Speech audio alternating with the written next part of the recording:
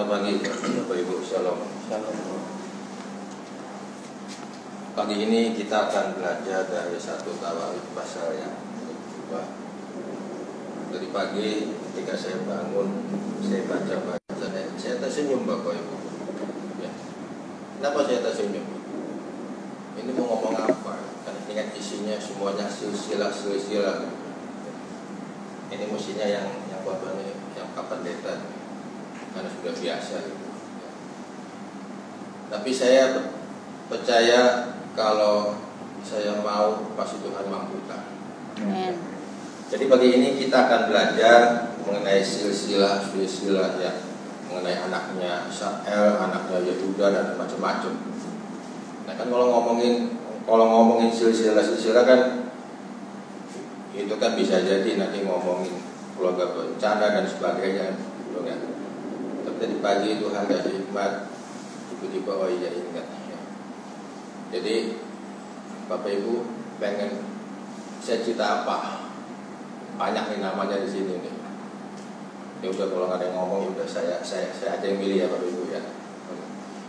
Kita akan belajar dari satu tokoh dalam cerita tadi, itu mengenai salah satu anaknya Israel, ya, Yusuf. Semua tahu Yusuf kan?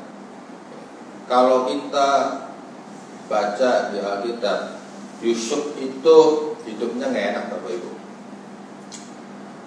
Kenapa saya bilang nggak enak?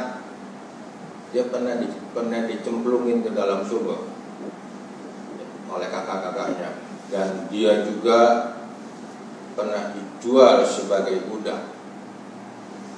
Kemudian penderitaan yang dialami lagi, dia pernah difitnah oleh tante Pot, ya, sehingga ujungnya dia dijeblosin ke dalam penjara.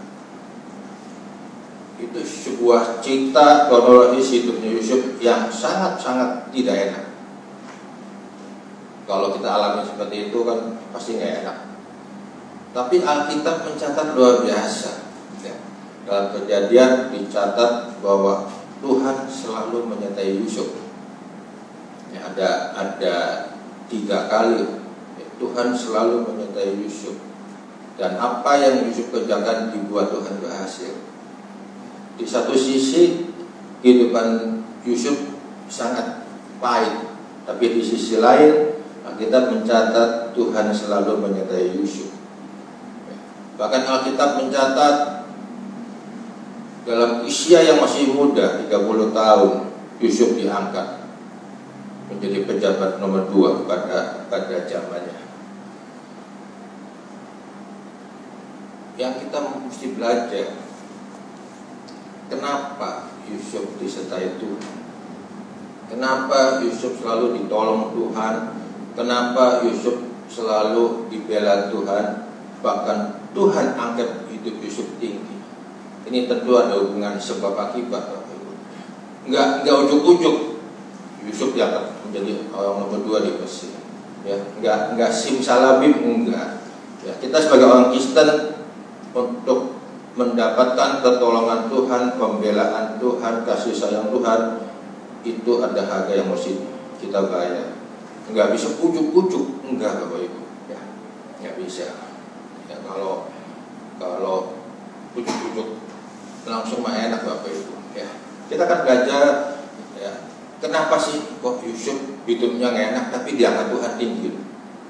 Yang pertama, kalau saya baca, saya dengar ceritanya Yusuf itu nggak pernah komplain. Ya, dengan nasib yang dia alami, Yusuf tidak ada omelan dari mulutnya. Pertanyaannya, kalau kita yang dicemplungin, kita ngomong apa Bapak Ibu? Pak jujur aja. Pak Budi komplain nggak Budi? Kalau dicemplungin ke sumur sama kakak-kakaknya gitu. Kalau nggak komplain hebat loh. Ya, diomongin aja komplain, tapi dicemplungin sumur. Tapi Yusuf hebat. Dia dicemplungin sumur. Kita mencatat tidak ada omelan dari Yusuf. Dijual sebagai budak juga nggak komplain. Coba kalau kita, jangankan dicemplungin, dijual. Maaf ya, udah malam pulang dulu aja. Oh, masih komplain, mentang-mentang sugi segala macam, pasti begitu. Ya, itu manusia. Ya. Tapi kita belajar dari Yusuf, luar biasa. Mungkin buat saudara, itu mah sudah biasa komplain manusiawi. Betul. Tapi yang membuat hatinya Tuhan tertarik sama Yusuf, tidak ada satupun yang mencatat bahwa Yusuf komplain, Yusuf ngomel, Yusuf protes. Pertanyaannya, mohon maaf, jangan tipis kupingnya ya. Banyak nggak orang Kristen yang suka komplain? Jawab Bapak Ibu. Banyak, pakai banget. Ada banyak orang Kristen dikit-dikit komplain, apa yang dikomplain.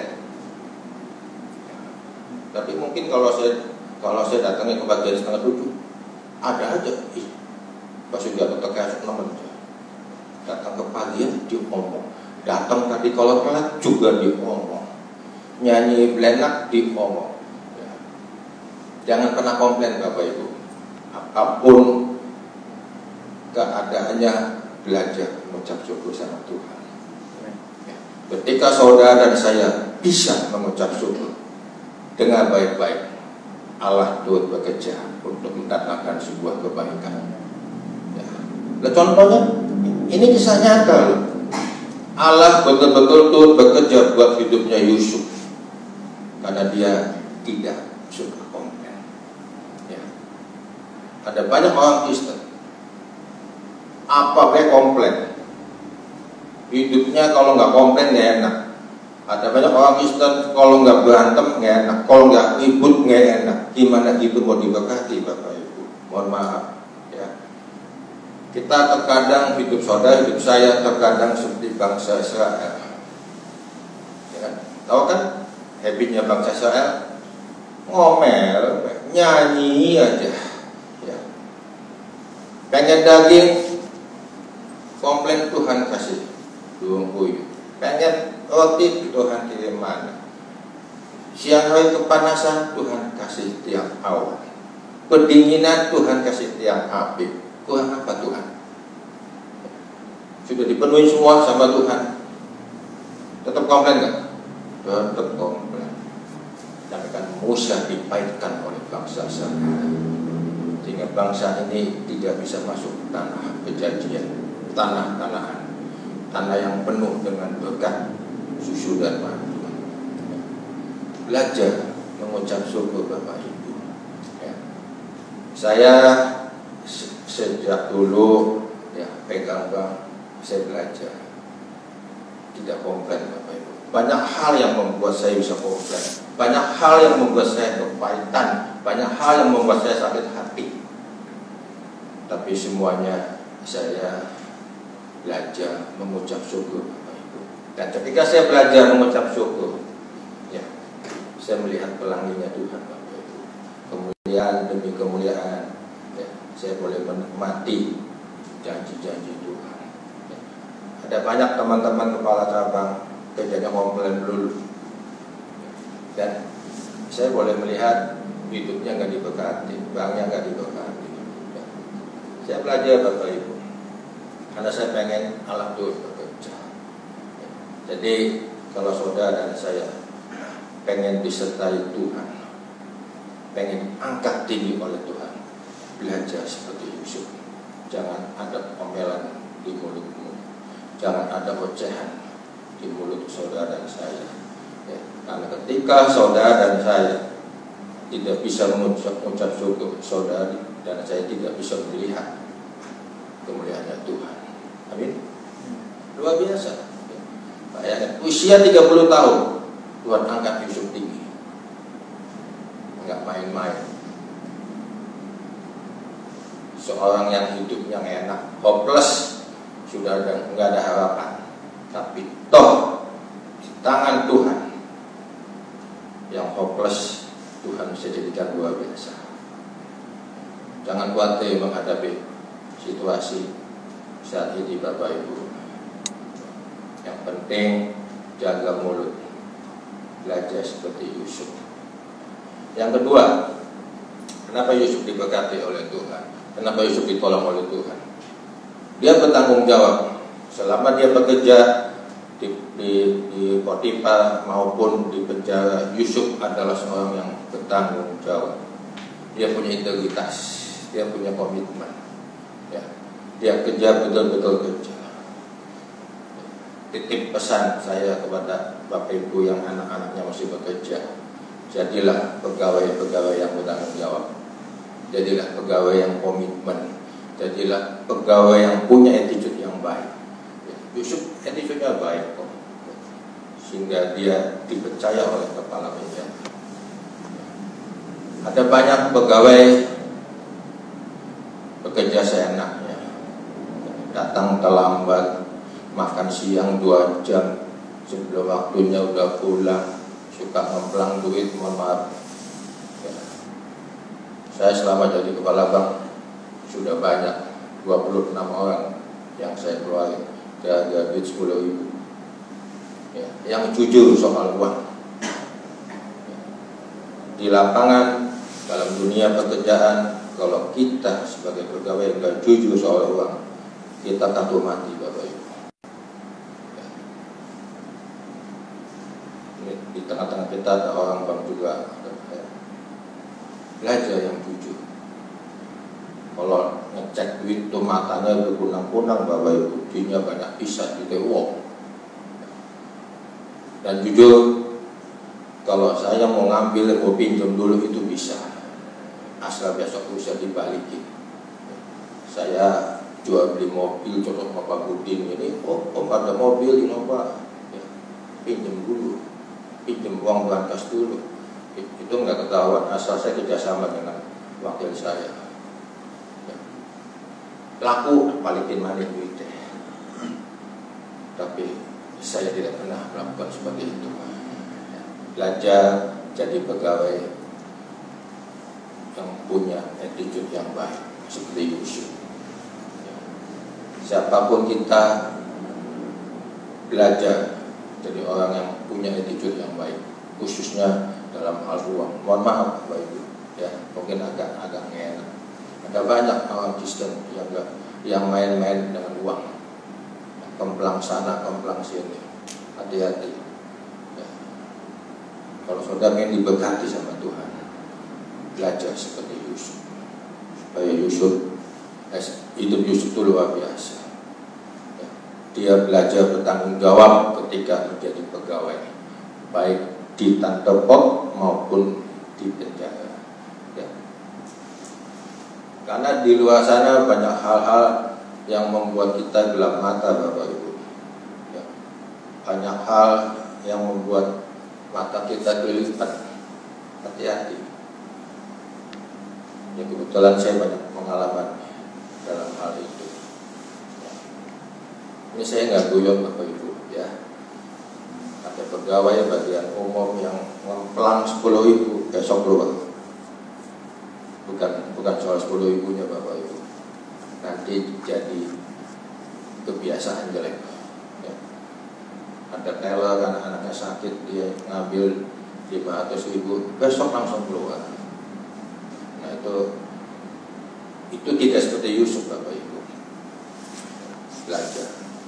Dan ada juga banyak kepala cabang marketing yang di-sell karena tidak bertanggung jawab sebagai pegawai. Ya. Belajar hidup kita jujur di hadapan Tuhan, maka hidupmu akan mengalami kelimpahan berkah. Amin. Yang ketiga, apalagi yang membuat Yusuf diberkati Tuhan? Ya. Dia tipe orang yang nggak punya kepahitan, Bapak Ibu. Ada banyak, ada 6 ya. Yusuf ini tipe orang yang nggak punya kepahitan dan mudah mengampuni. Mau tahu contohnya? Ya. Ketika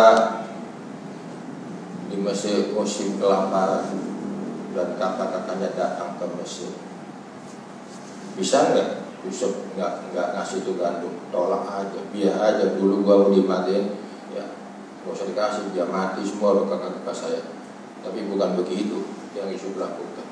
dia lepaskan pengampunan kepada kakak-kakaknya ketika mau beli gandum di Mesir.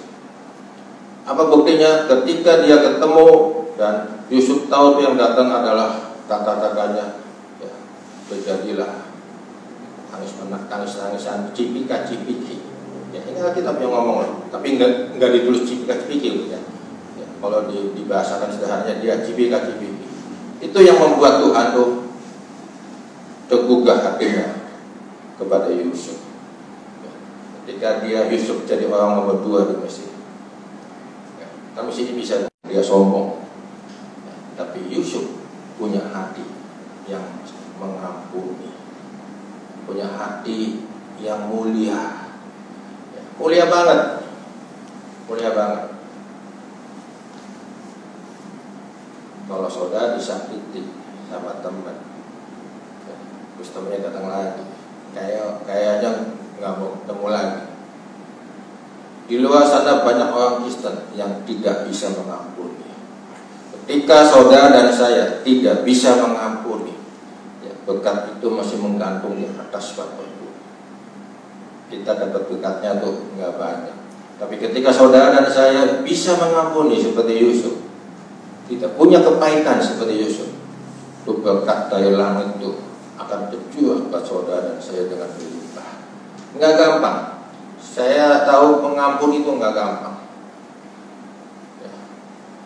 Saya pernah lihat di sini yang WL-nya si Taci itu tuh nggak suka balik mana. Dia nggak suka karena WL-nya itu. Ada juga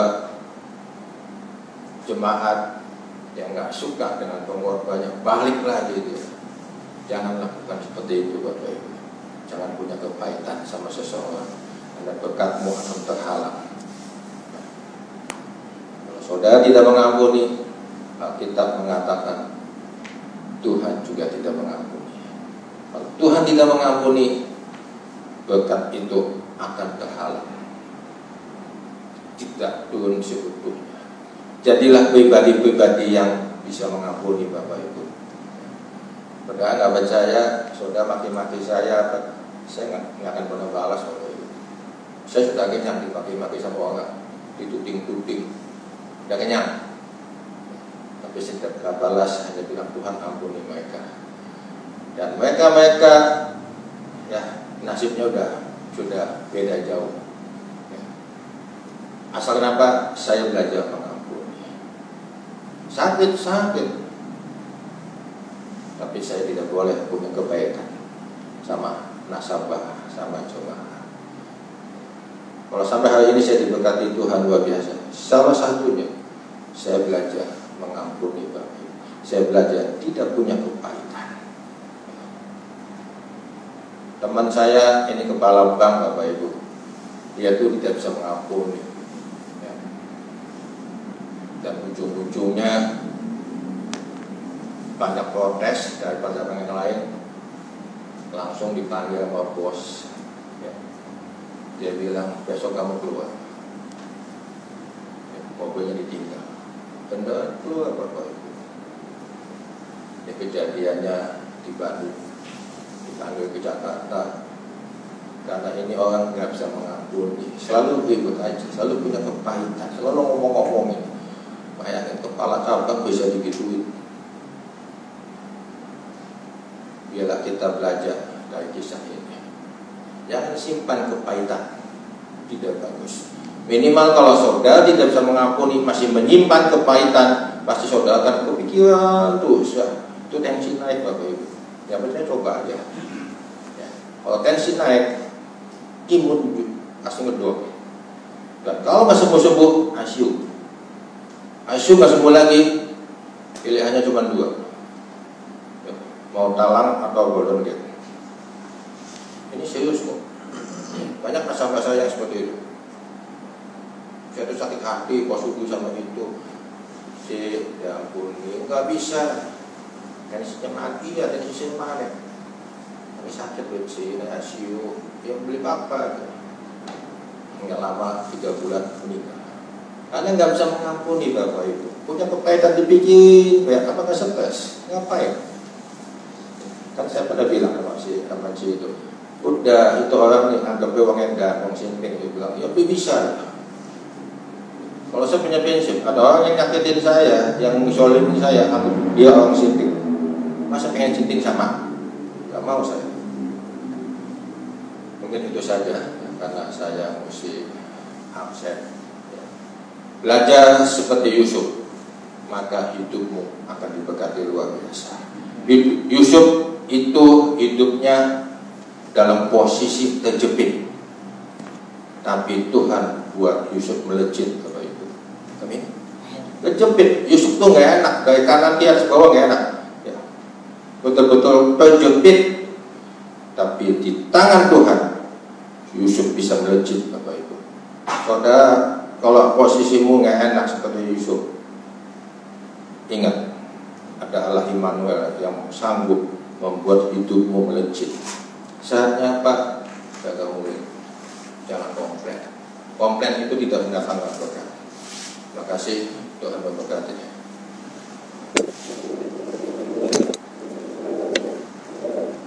Nanti kita nyanyikan lagu tadi. Saya minta nanti Bapak Pendeta Stefanus untuk melanjutkan, karena saya masih absen Bapak.